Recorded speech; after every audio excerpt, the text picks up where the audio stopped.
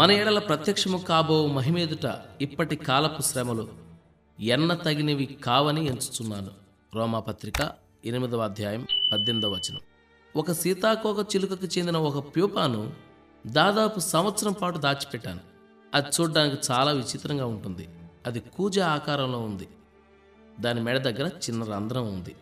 లోపల తయారవుతున్న కీటకం దానిలో గుండా చీల్చుకుని బయటకు ఎప్పుడో వెళ్ళిపోయింది. ఖాళీ ప్యూపాకి, కీటకం ఇంకా లోపలే ఉన్న ప్యూపాకి ఆకారంలో ఏమీ తేడా లేదు. ఆ రంధ్రం చుట్టూతా ఉన్న సిల్క్ దారాలు ఏమీ తెగిపోయినట్టుగాని చెదిరినట్టుగాని లేవు. కీటకం సైజుకి ఆ రంధ్రానికి ఉన్న తేడాను బట్టి చూస్తే కీటకం అసలు బయటికి ఎలా వచ్చిందా అన్న ఆశ్చర్యం వేస్తుంది. లోపల కీటకం పడే పాట్లు వర్ణించనలవి కాదు. జీవశాస్త్రజ్ఞులు కనుక్కున్నది ఏమిటంటే, అంత చిన్న రంధ్రంలో నుండి దూరి బయటికి వస్తున్నప్పుడు ఆ ఒత్తిడికి ఆ కీటకం శరీరంలోని జీవద్రవాలు దాని రెక్కల్లోని నాళాల్లోకి వెళ్తాయట.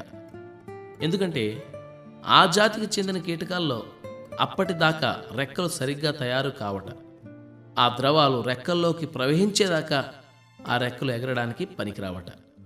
నా దగ్గర ఉంచుకున్న ఆ ప్యూపాలో నుండి కీటకం చెరలో నుండి బయటపడ్డట్టు బయటికి రావడాన్ని నేను చూశాను.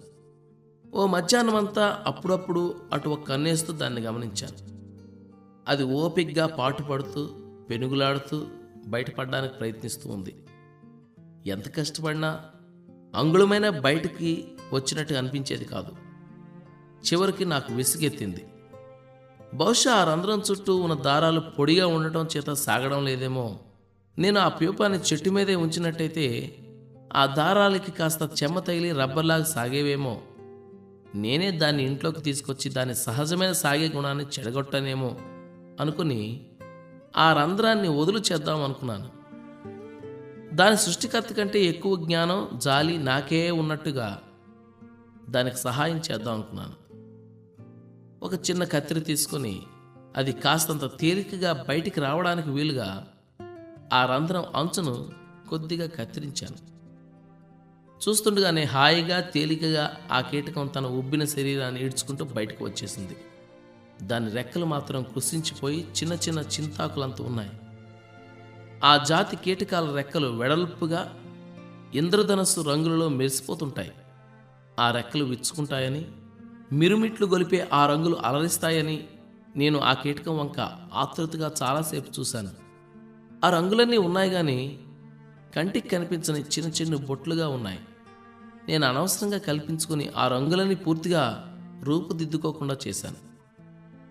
కీటకాన్ని అలా బయటికి రప్పించడం గర్భస్రావం లాంటిది తప్ప మరేమీ కాదు. అది ఆకాశ వీధుల్లో రెక్కలార్చి ఎగిరిపోవలసింది దయనీయంగా నా ఎదుట నేల మీద కాసేపు పాకింది అంతే. బాధలో, చిరాకులో, దుఃఖంలో అయోమయంగా తిరుగులాడుతూ ఉండేవాళ్ళని చూస్తూ దీని గురించి నేను చాలాసార్లు ఆలోచించాను. క్రమశిక్షణను కత్తెరతో కత్తిరించేసి పూర్తి బలం తెచ్చుకునే అవకాశాన్ని జారవిడుచుకుంటారు దూరదృష్టి లేని మనుషులు. కాసేపు ఉండి అంతరించిపోయే బాధను మనల్ని ప్రేమించే ముందు చూపుగల జ్ఞానవంతుడైన దేవుడు మన కోసం సిద్ధం చేస్తే మనం దాని నుండి మొహం చాటేసి అవిటి వాళ్ళుగా మిగిలిపోతాం. మన తండ్రి తన పిల్లల్ని ప్రేమిస్తాడు గనుక తన పరిశుద్ధతలో వాళ్ళు పాలు పంచుకోవాలని వాళ్ళని శిక్షకు గురి చేస్తాడు. ఆయన పథకం ప్రకారం మన అంతం మహిమకరమై ఉంటుంది. అందుకనే వాళ్ళు ఏడ్చి గోల పెట్టినా ఆయన చలించడు. మనం శ్రమల మూలంగా మచ్చలేని వాళ్ళంగా అవుతాం.